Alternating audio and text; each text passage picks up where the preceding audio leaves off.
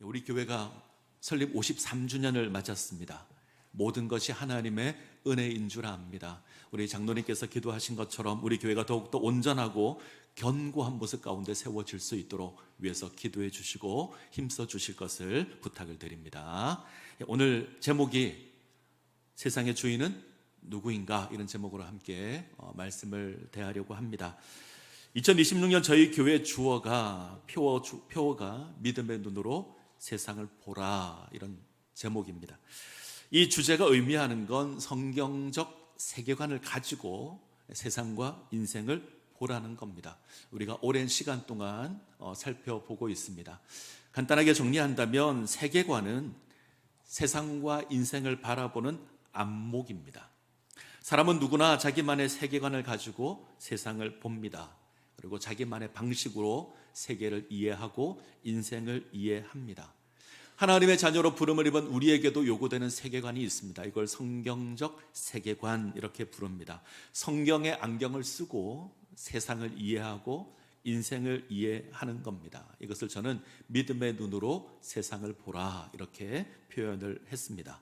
자, 오늘을 포함해서 4주 동안 우리가 기독교 세계관과 반대쪽에 있는 세계관, 성경적 세계관을 반대하는 세계관을 볼 겁니다. 오늘은 그 첫 번째 시간인데 자연주의 세계관에 대해서 볼 겁니다. 자연이라는 말은 어떻게 보면 참 듣기 좋은 말입니다.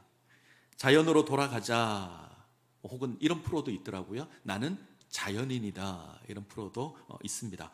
우리는 자연이라고 하면 산이나 바다나 꽃과 나무를 생각할 겁니다. 자, 자연 뜻을 한번 생각해 보죠. 자, 자연 스스로 자자에 그러할 연자입니다. 스스로 존재한다, 이런 뜻입니다. 스스로 그렇게 된다. 이 땅에 스스로 존재하는 것이 자연입니다. 자, 자연주의 세계관은 여기서 출발합니다. 이 땅에 존재하는 모든 것은 스스로 만들어진 것이다. 누가 인위적으로 만들지 않았다. 어느 순간 우연히 만들어졌다. 다시 한번요. 이 땅에 존재하는 모든 것은 스스로 만들어진 것이다. 누군가 만들지 않았다. 우연히 존재한다. 이게 자연주의 세계관입니다. 이 자연주의 세계관의 가장 큰 특징이 있다면 초자연적인 것을 부인합니다. 하나님은 없다, 처럼 신의 존재를 부인합니다. 신은 없다, 모든 것은 스스로 만들어진 것이다. 이게 자연주의 핵심입니다. 제가 성경적 세계관과 자연주의 세계관의 그림을 하나 그려봤는데 다음 그림을 보여주시죠. 제가 AI를 시켰더니, 제가 이런 내용으로 만들어줘 시켰더니 이렇게 만들어줬습니다. 조금 복잡한데 제가 우리 구역장님들 카톡방에 올려놓겠습니다. 그러니까 우리 구역 식구들과 함께 나누어서 오늘 말씀을 들은 이후에 한번 살펴보시면 좋을 것 같습니다. 자, 이제 그림을 내려주셔도 됩니다. 자, 자연주의 세계관에서 중요한 것이 세 가지가 있는데, 첫 번째 우연, 두 번째 물질, 세 번째 시간. 우연과 물질과 시간이 중요합니다. 이 세상에 물질이 있었고 이것이 오랜 시간을 거쳐서 우연히 어떤 일이 일어났다. 특별히 우연히 생명이라는 것이 만들어져서 지금 우리가 살아가는 세상이 되었다. 이게 자연주의 세계관입니다. 대표적인 것이 진화론입니다. 진화론 들어보셨죠?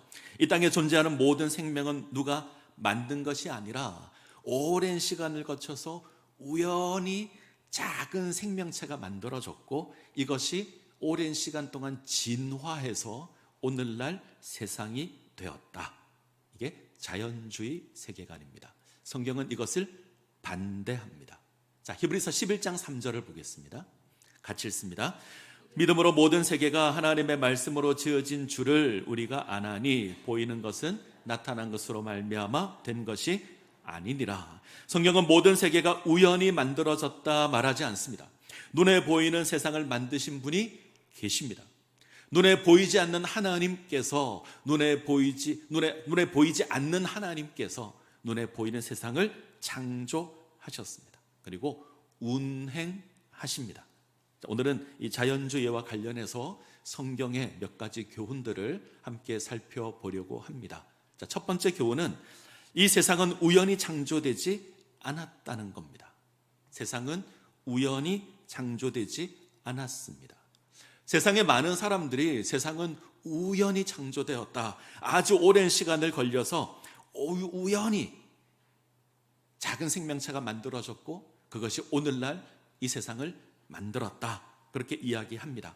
이 작은 생명체가 진화해서 나무가 되고 꽃이 되고 이것이 공중의 새가 되고 땅의 짐승이 되고 심지어 사람도 되었다. 이게 진화론입니다.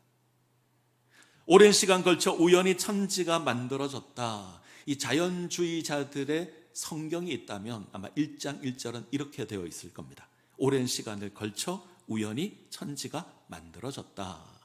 그런데 성경은 다르게 고백합니다. 세상의 시작에 대해서 이렇게 고백하죠. 태초에 하나님이 천지를 창조하시니라.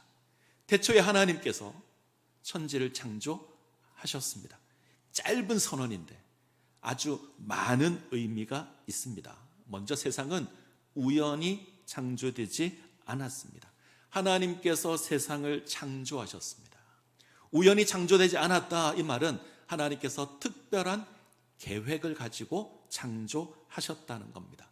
하나님께서 뜻을 정하시고 계획을 세우시고 세상을 창조하셨습니다. 이것을 하나님의 작정, 이렇게 우리가 이야기합니다. 혹시 계획 세우는 거 좋아하십니까? 최근 들어서 제가 하고 싶은 여행이 하나 있습니다. 아무 계획 없이 그냥 한번 떠나보는 겁니다. 목적지도 없이 그냥 차를 몰고 나가서 눈에 띄는 곳에서 밥 먹고 눈에 띄는 곳을 구경하는 그런 여행을 한번 해보면 좋겠다, 그런 상상을 한번 해봤습니다. 두 가지 중 하나일 것 같아요. 생각보다 괜찮을 수도 있고 잘못하면 엉망진창이 될 것 같기도 합니다. 저는 여행할 때 철저하게 계획을 세우는 사람이었습니다. 요즘은 그렇진 않은데 예전에는 정말 철저하게 계획을 세웠습니다. 아주 피곤할 정도로 계획을 세웁니다. 여행을 간다 그러면 날짜를 정하죠. 그리고 어디로 갈지를 정합니다. 그러면 숙소 예약을 합니다. 그 지역에서 유명한 곳 조사를 다 해서 일정표를 짭니다. 맛있는 맛집도 검색합니다. 제게는 굉장히 중요합니다. 그래서 맛있는 맛집을 검색을 하고 시간대별로 다 구분해서 어디 가서 얼마 동안, 이동 시간 얼마, 어디 가서 무엇을 먹고 계획을 쫙 짭니다. 그리고 돈도 계산합니다. 이렇게 다 준비가 되어야 출발합니다. 그렇게 살았습니다. 마트에 장을 보러 갈 때 무엇을 사야 할지 정하고 가야 합니다. 저희가 예전에 코스트코라고 하는, 아시죠? 그곳을 가끔 갔는데 이곳은 무엇을 살지 정하고 가는 것과 그렇지 않을 때 결과가 다릅니다. 무엇을 살지 정하고 가면 싼 값에 잘 살 수 있지만 정하지 않고 가면 예상한 것의 2배, 3배를 쓸 수도 있는 곳이 이곳입니다. 유혹하는 게 너무 많습니다. 계획을 세우면 유혹에서 벗어날 수 있죠. 딱 필요한 것만 살 수 있습니다. 근데 그렇지 않으면 유혹에서 넘어집니다. 행여 1+1 이런 행사를 하면 큰일 납니다. 저는 바나나 우유를 사러 갔는데 옆에서 딸기 우유가 1+1 행사를 합니다. 어떻게 해야 되죠? 바나나 우유 내려놓고 딸기 우유를 삽니다. 하나만 살까요? 여러 개 삽니다. 그리고 집에 와서 후회합니다. 하나님께서 세상을 아무 계획 없이 창조하셨을까요? 우연히 무엇을 하다 보니 세상이 뚝 만들어졌을까요? 하나님께서 어떻게 하다 보니 사람을 만드셨을까요? 아닙니다. 하나님께서는 멋진 계획을 가지고 세상을 창조하십니다. 하나님께서 우연히 세상을 지은 것이 아닙니다. 모든 것이 하나님의 계획 안에 있었습니다. 창세기 1장을 보면 하나님께서 세상을 어떻게 창조하셨는가, 이 창조의 기사들이 기록되어 있는데 이것만 봐도 아주 체계적이라는 걸 알 수 있습니다. 하나님 며칠 동안 세상을 창조하시죠? 하나님께서 6일 동안 세상을 창조하십니다. 그리고 7일째 안식하시는데 이 6일 동안의 세상의 창조를 보시면 아주 계획적이라는 걸 알 수 있습니다. 내용이 어렵지 않습니다. 자, 그림을 한번 볼까요? 첫째 날에 뭘 만드시냐면 빛을 만듭니다. 그래서 빛과 어두움을 나누십니다. 첫째 날엔 빛 만들었다. 자, 둘째 날 궁창을 나눕니다. 위에 궁창, 아래 궁창 나눕니다. 위에 궁창을 하늘 그럽니다. 자, 아래 궁창의 이름을 바다 적혀 있는데 바다란 이름은 셋째 날에 나옵니다. 하지만 실제로 만든 건 둘째 날이에요. 그래서 하늘과 바다. 자, 셋째 날 아래쪽에 궁창을 한쪽으로 몹니다. 그래서 땅이 드러나게 하고 땅에 나무와 풀을 내게 하십니다. 자, 여기까지가 무대입니다. 배경이에요. 이제 이 무대를 채우는 겁니다. 자, 넷째 날, 다섯째 날, 여섯째 날을 보죠. 자, 첫째 날에 빛만 들었습니다. 그러면 넷째 날은 해와 달과 별을 만듭니다. 어렵지 않죠? 둘째 날에 하늘과 바다 만들었습니다. 하늘의 새, 바다의 물고기 다섯째 날이에요. 여섯째 날에는 셋째 날과 연결되어 있습니다. 땅에 사는 것들, 자, 짐승 만들고 그리고 사람 만듭니다. 자, 모든 것이 뭔가 계획해서 체계적으로 그렇게 만들어졌습니다. 하나님의 뜻 가운데 창조되었습니다. 자, 이걸 확인할 수 있는 또 하나의 표현이 있죠. 하나님 보시기에 좋았더라. 이 선언이 이것을 말해줍니다. 창세기 1장에는 하나님 보시기에 좋았더라 이 표현이 7번 나옵니다. 몇 번 나온다고요? 제가 좀 이따 물어볼 거예요. 7번 나옵니다. 자, 6일 동안 창조했으니까 6번 나올 것 같고, 자, 그리고 모든 것을 다 창조하신 후에 하나님께서 모든 것을 보시고 하나님 보시기에 심히 좋았더라 창조하시 이렇게 말씀하십니다. 그래서 7번입니다. 하나님 보시기에 좋았더라 이 말은 하나님 뜻하신 대로 창조되었다. 하나님 원하는 대로 창조되었다. 하나님의 창조가 선하다. 질서가 있다. 이런 말입니다. 우리가 기억할 것이 있습니다. 우연이 아닙니다. 하나님께서 우연히 만들지 않았습니다. 혹은 세상이 우연히 만들어진 것이 아닙니다. 하나님께서 계획을 가지시고 손수 창조하셨습니다. 자, 두 번째, 세상의 모든 역사는 우연이 아닙니다. 세상을 창조하신 하나님께서 세상을 내버려 두지 않았습니다. 운행하십니다. 하나님의 뜻을 이루어 가십니다. 이걸 섭리라고 합니다. 하나님의 섭리, 하나님의 계획을 이루기 위하여서 하나님께서 섭리하십니다. 창조가 완성이 아닙니다. 창조는 시작입니다. 요한계시록 22장이 완성입니다. 새 하늘과 새 땅, 이것이 하나님이 원하시는 목적지입니다. 하나님께서 이것을 위해서 창조한 이 세상을 운행해 가십니다. 섭리해 가십니다. 하나님의 뜻을 이루십니다. 세상은 우연히 창조되지 않았습니다. 어떤 가수의 고백처럼 우리 만남은 우연이 아닙니다. 하나님이 다 계획하셔서 우리를 만나게 하셨습니다. 하나님의 계획에는 우연이 없습니다. 자, 이 하나님의 섭리에서 우리가 기억해야 될 것이 하나 있습니다. 하나님의 섭리가, 하나님의 계획이 우리 생각과 좀 다를 수 있습니다. 우리 기대와 다를 수 있습니다.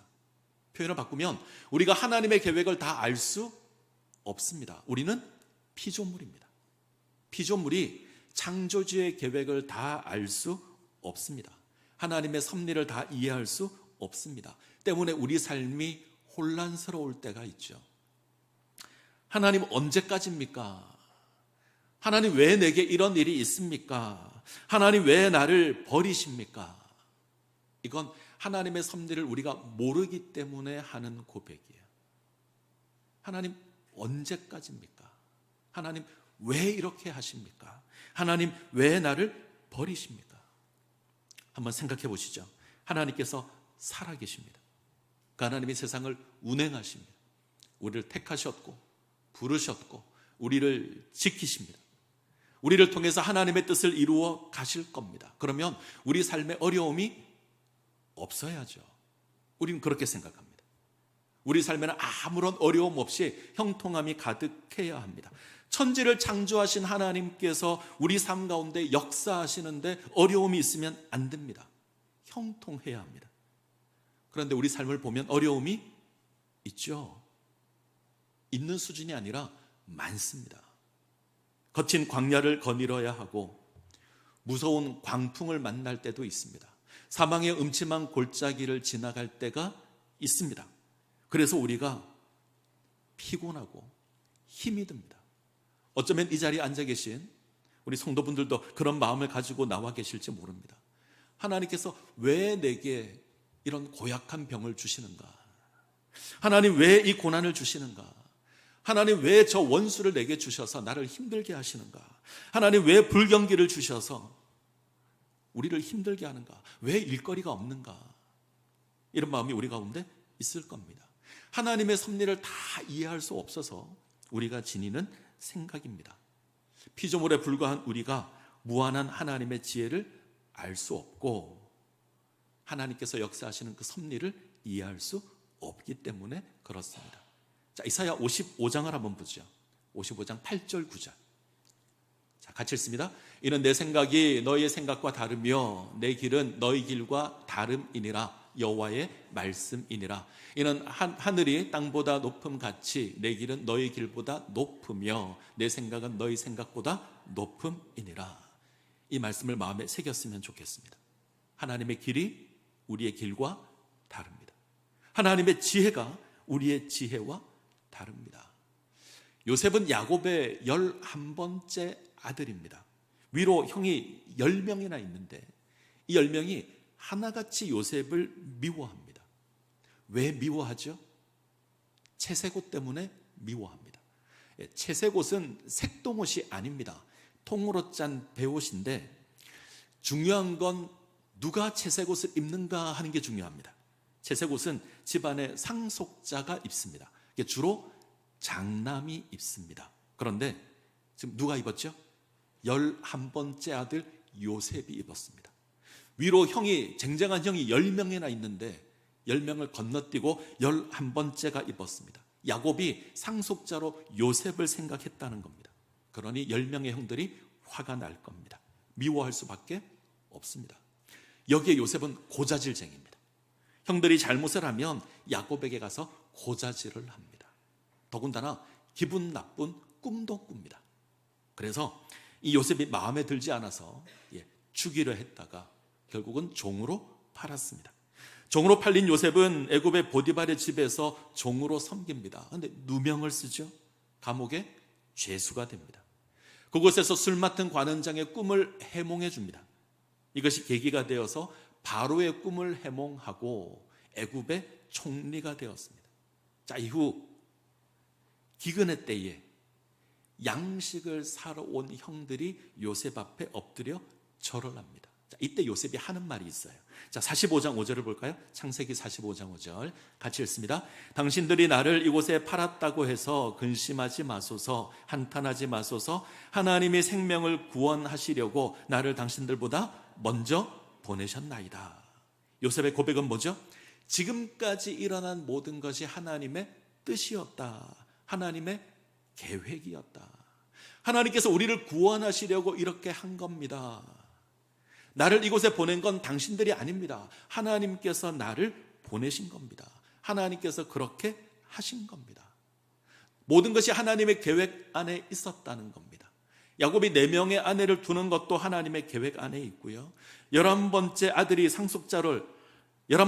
상속자로 세운 것도 하나님의 계획 안에 있습니다. 하나님이 형들의 시기와 질투도 사용하십니다. 요셉을 종으로 팝니다. 보디발의 아내로 말미암아 억울하게 누명을 쓰고 감옥에 갇히는 일도 있습니다. 심지어 술 맡은 관원장이 요셉을 잊어버립니다.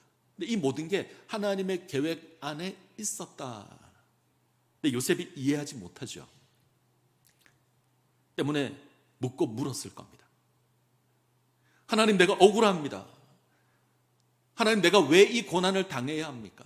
왜 내가 종이 되어야 합니까? 왜 내가 감옥에 갇혀야 합니까? 왜 술 맡은 관원장은 나를 기억하지 못합니까? 아마 억울해서 따졌을 겁니다. 그런데 언제 아냐면 자기 앞에 형들이 와서 엎드려 절할 때 압니다. 그 전까지는 모릅니다. 창세기 39장을 잘 보시면 요셉이 형들에게 팔려 보디발의 종이 되는 이야기가 있고 억울하게 누명을 쓰고 감옥에 갇히는 이야기가 있습니다. 그런데 성경은 이때 재밌는 표현을 씁니다. 여호와께서 요셉과 함께 하심이라. 여호와께서 그를 범사에 형통하게 하셨더라. 이 말이 여러 번 나옵니다. 이게 이해가 안 됩니다. 사랑받는 아들이었는데 종이 되었습니다. 종이었는데 억울하게 누명을 쓰고 감옥에 죄수가 되었습니다. 근데 그때마다 성경은 하나님이 요셉과 함께 하셨다. 하나님이 요셉을 형통하게 하셨다. 이게 어떻게 말이 됩니까? 우리는 이렇게 말할 수 있어요. 종이 되었지만 가정의 총무가 되지 않았냐? 감옥에 갇혔지만 감옥의 사물을 돌아보지 않았냐? 이게 하나님의 형통하심이다. 제가 볼 때는 아닙니다. 종이 아무리 좋아도 사랑받는 아들보다 못합니다. 죄수가 아무리 좋아도 종보다 못합니다. 요셉은 점점 몰락하고 있습니다. 사랑받는 아들이었는데 죄수가 됩니다. 근데 성경은 함께 하셨다, 형통하게 하셨다. 우리 관점에서는 이해가 안 됩니다. 그런데 하나님의 관점에서는, 하나님의 계획에서는 이게 이해가 됩니다. 하나님의 계획하신 것이 이루어지고 있는 겁니다. 하나님께서 이스라엘을 구원하시려는 계획을 세우셨고 그 계획에 따라서 일을 진행하고 계신 겁니다. 이것을 통해서 요셉을 애굽의 총리로 세울 겁니다. 그리고 이스라엘을 구원할 겁니다. 때문에 하나님께서 함께 하셨다, 형통하게 하셨다 고백하는 겁니다. 자, 분명한 건 이 모든 게 우연이 아닙니다. 하나님께서 작정하시고 섭리하시는 겁니다. 그러기에 저는 여러분들이 위로받았으면 좋겠습니다. 때때로 우리 삶에 어려움이 있을 수 있습니다. 나를 11번째 아들로 태어나게 하셔서 미움받게 할 수 있습니다. 고약한 형들을 만나서 미움받을 수 있습니다. 이들이 나를 종으로 파는 일이 있을 겁니다. 나는 정직하게 살았는데 누군가 나를 모함해서 내가 감옥에 갇히는 일도, 그런 억울한 일도 있을 겁니다. 내가 곤란한 사람의 문제를 해결해 줬습니다. 이 사람이 나를 잊어버립니다. 이런 일이 있을 수 있습니다. 근데 하나님께서 이 모든 것 통해서 나를 향한 하나님의 계획을 이루어 가실 겁니다. 믿으시기 바랍니다. 성경은 분명히 고백합니다. 우리 하나님께서 모든 것이 합력하여 선을 이루실 겁니다. 우리는 다 이해할 수 없지만 모든 것 합력하여서 하나님께서 선을 이루어 가실 겁니다. 자, 다시 창세기 1장으로 가죠. 자, 하나님 보시기에 좋았더라 라는 말이 반복해서 나오는데 몇 번 나온다고요? 7번. 예, 고맙습니다. 잘 기억하고 계셔서. 자, 6일 창조했으니 6번 나올 것 같고, 모든 것을 다 보시고 하나님 보시기에 심히 좋았더라 그래서 7번입니다. 근데 성경을 잘 보시면 매일매일 하나님 보시기에 좋았더라 이렇게 말하지는 않습니다. 6일 가운데 하나님 보시기에 좋았더라 라는 말이 안 나오는 날이 있습니다. 며칠 날 안 나오죠? 예, 제가 이거 몇 번 했는데 또 잊어주셔서 고맙습니다. 이제는 기억했으면 좋겠습니다. 둘째 날에 안 나옵니다. 자, 둘째 날 기사를 한번 보죠. 둘째 날 기사 1장 6절부터 8절 같이 읽습니다. 하나님이 이르시되 물 가운데에 궁창이 있어 물과 물로 나뉘라 하시고 하나님이 궁창을 만드사 궁창 아래의 물과 궁창 위의 물로 나뉘게 하시니 그대로 되니라. 하나님이 궁창을 하늘이라 부르시니라. 저녁이 되고 아침이 되니 이는 둘째 날이니라. 자, 둘째 날 기사 전체인데 하나님 보시기에 좋았더라가 안 나옵니다. 자, 왜 안 나올까 학자들이 고민을 했습니다. 그래서 두 가지 해석을 내놨는데, 첫 번째 해석, 두 번째 날의 사역이 나누는 사역이어서 궁창을 위에 궁창 아래 궁창 나눕니다. 나누는 것이 하나님 보기에 좋지 않아서 하나님께서 말씀하지 않으셨다 이렇게 해석하는 겁니다. 근데 누군가 묻습니다. 첫째 날에도 나누지 않습니까? 첫째 날에 뭘 나누냐면 빛과 어둠을 나눕니다. 이때도 나누어요. 근데 그때는 하나님 보시기에 좋았더라 그럽니다. 그러면 뭐가 이상한데요? 이럴 수 있죠. 첫째 날에는 반대되는 것을 나누는 거예요. 빛과 어둠, 함께 할 수 없는 것을 나누는 겁니다. 둘째 날은요, 같은 걸 나누는 거예요. 하나 되어야 할 것을 나누는 겁니다. 그래서 하나님께서 보시기에 좋았다 이 말을 하지 않으셨다. 이게 첫 번째 해석이에요. 예, 의미가 있습니다. 자, 또 다른 해석이 있는데 둘째 날의 사역이 완성되지 않았다. 자, 나누는 사역이 계속됩니다. 궁창을 나누신 그 하나님께서 셋째 날에 아래 궁창을 다시 나눕니다. 한쪽으로 몰죠. 그래서 땅이 드러나게 하십니다. 이곳에 나무와 풀이 나게 하십니다. 이 나누는 사역이 셋째 날까지 계속됩니다. 그래서 완성되지 않아서 하나님 보시기에 좋았더라 이 말이 없다. 여기에 대한 근거가 셋째 날에 땅을 드러낸 이후에 하나님 보시기에 좋았더라가 나옵니다. 그리고 셋째 날에는 하나님 보시기에 좋았더라가 2번 나옵니다.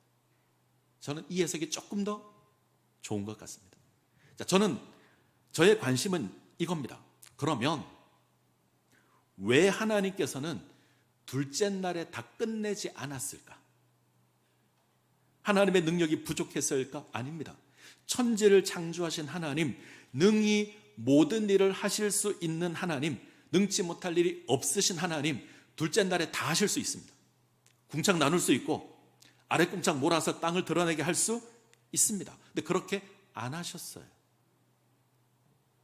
고민을 많이 했습니다. 그리고 제가 결론을 내렸는데 2가지로 내렸습니다. 첫 번째는 원래 하나님의 계획이 그랬다. 우린 이해할 수 없지만 하나님의 계획은 둘째 날에 궁창을 나누는 것이었다. 우리 생각과 다르죠. 우리가 계획을 세웠다면 깔끔하게 끝냈을 겁니다. 궁창 나누고 아래 궁창 몰아서 땅이 드러나게 했을 겁니다. 근데 하나님의 계획이 우리의 계획과 다르다. 이유를 알 수 없지만 하나님 그렇게 하셨다. 자, 2번째, 또 하나의 의미는 하나님께서 반드시 계획한 것을 이루신다는 겁니다. 저는 이것을 보여주기 위해서 이렇게 하셨다, 이렇게 생각합니다. 하나님께서 중간에 멈추지 않고 중간에 포기하지 않으셨습니다. 뜻한 것을 반드시 이루십니다. 궁창을 나눴는데 멈췄습니다. 그런데 그 다음 다시 몰아서 땅을 드러내게 하십니다. 우리가 보기에 멈춰진 일이 있습니다. 어쩌면 실패한 일이라고 생각할 수 있습니다. 요셉은 자신이 종으로 팔리는 그 순간 내가 꿈을 꾼 건 끝났다고 생각했을 겁니다. 억울하게 누명을 쓰고 감옥에 갇히는 그 순간 정말 끝났다고 생각했을 겁니다. 마지막 희망을 가졌던 것이 술 맡은 관원장의 꿈을 해몽해 준 일입니다. 저 관원장이 나를 기억하면 다시 회복될지 모른다. 그런데 관원장이 나를 잊었습니다. 끝났다. 하나님의 꿈은 끝났다. 근데 하나님께서 이루십니다. 하나님 멈추지 않으시고 포기하지 않으십니다. 아브라함은 자기의 나이가 들어갈수록, 사라의 나이가 들어갈수록 하나님의 꿈이 사라진다 생각했을 겁니다. 사라의 경수가 끊어졌을 때 모든 것이 끝났다고 생각했을 겁니다. 근데 하나님께서 아브라함이 100세가 되었을 때, 사라가 90세가 되었을 때 하나님께서 당신의 뜻을 이루셨습니다. 예수님께서 십자가에 죽으셨을 때 모든 제자들은 끝났다고 생각했습니다. 희망이 없다, 소망이 없다. 근데 하나님께서 당신의 뜻을 이루십니다. 죽음에서 부활하게 하셔서 우리를 구원하시는 그 하나님의 계획을 이루십니다. 우리 기대와 다르지만, 우리 생각과 다르지만 우리 하나님 뜻한 것을 이루시는 하나님, 멈추지 않고 완성하시는 하나님이십니다. 이 하나님 기억하시기를 바랍니다. 다시 한번 정리하면 세상의 모든 역사는 우연이 없습니다. 우리가 잘 이해할 수 없지만 하나님께서 섭리하시고 계획하신 것을 이루어 가십니다. 자, 3번째 기억해야 될 것이 있는데, 하나님께서 우리의 주인이 되십니다. 자연주의가 주장하는 그 이면에는 인생이 세상의 주인이다, 이 사상이 존재합니다. 하나님 없다, 세상은 자연스럽게 만들어진 것이다, 이 주장 속에는 우리가 세상의 주인이다, 이런 사상이 있습니다. 그래서 하나님의 자리에 인생을 세우고 인간의 이성으로 세상을 주장하려고 합니다. 내가 주인이다. 바벨탑과 같죠? 인생은 벽돌과 역청을 만드는 능력으로 하늘까지 높아지려 합니다. 하나님의 자리에 자기 이름을 내려고 합니다. 내가 세상의 주인이다 선포하는 겁니다. 근데 성경은 분명히 고백합니다. 사람은 하나님의 피조물입니다. 하나님 만드셨습니다. 하나님 세상의 주인이십니다. 우리가 주인이 아닙니다. 우리는 하나님께서 창조하신 피조세계를 관리하는 청지기입니다. 잊으시면 안 됩니다. 세상 사람들은 하나님이 없다 말합니다. 그래서 내가 주인이다 말합니다. 우리는 하나님께서 세상의 주인이라는 것을 압니다. 그러기에 하나님을 인정하고 하나님을 섬기는 삶을 살아가야 합니다. 하나님 내 인생의 주인이 되신다 기억하시기 바랍니다. 오늘 우리는 교회 설립 53주년 기념 예배를 드립니다. 저는 우리의 모든 것이 우연이 아니다 이렇게 고백하기를 원합니다. 1973년 7월 8일 장년과 아이까지 43명의 성도가 함께 모여 예배를 드렸는데 이게 우연이 아닙니다. 뜻이 맞는 몇 사람이 모여서 우리가 교회를 세우자 우연히 뜻을 세우고 시작된 것이 아니라는 겁니다. 하나님의 계획 안에서 하나님의 뜻 가운데서 하나님께서 장신동의 장신제일교회를 허락해 주셨습니다. 그래서 우리가 고백합니다. 사람이 세운 게 아니라 하나님께서 세우신 겁니다. 믿으시기 바랍니다. 하나님께서 교회를 세우셨습니다. 지난 53년의 시간 동안 주어진 모든 일 우연이 아닙니다. 하나님께서 역사하셨고 하나님 인도하셨고 하나님 다스리셨습니다. 우리가 그 역사를 경험했습니다. 이것이 우연이 아닙니다. 때때로 우리가 하나님의 역사를 이해할 수 없습니다. 하나님의 섭리를 다 이해할 수 없어서 우리가 머리가 아플 때가 있고 때로는 아픔이 주어질 때도 있었습니다. 때로는 슬퍼했고 때로는 기억하고 싶지 않은 순간도 있었습니다. 어떤 때는 멈춰진 것 아닌가, 이제 끝났다 생각한 적도 있었습니다. 근데 하나님께서 당신의 뜻을 이루어 가십니다. 하나님 보시기에 좋았더라 이렇게 선포하실 겁니다. 이 하나님을 믿으시기 바랍니다. 기억하시면 좋겠습니다. 하나님께서는 장신제일교회를 우연히 세우지 않았습니다. 하나님께서 지난 53년 동안 우연히, 장신제일교회가 53년 동안 우연히 이렇게 진행되어 온 것이 아닙니다. 앞으로 하나님은 우리를 포기하지 않고 우리 가운데 변함없이 역사하셔서 하나님의 뜻을 이루어 가실 겁니다. 사람은 포기할 수 있죠. 사람은 낙심할 수 있습니다. 그러나 교회 주인이신 하나님은 시작하신 일을 반드시 이루실 겁니다. 성경은 태초에 하나님이 천지를 창조하시니라 이 선언으로 시작했습니다. 하나님 계획하셨고 하나님께서 주장하고 계시고 하나님께서 뜻을 이루신다. 하나님께서 이 세상의 주인이 되신다. 이런 뜻입니다. 동일합니다. 하나님의 놀라운 계획 가운데 장신제일교회가 시작되었습니다. 하나님 시작하셨습니다. 그리고 주장하십니다. 하나님의 뜻을 이루실 겁니다. 멈추지 않을 것이고 하나님께서 이 교회를 통해서 역사하실 겁니다. 그러기에 우리가 고백해야 합니다. 이 교회 주인은 하나님이십니다. 하나님께서 교회 주인이 되십니다. 이 고백이 우리 가운데 있기를 소원합니다. 자, 화면을 한번 볼까요?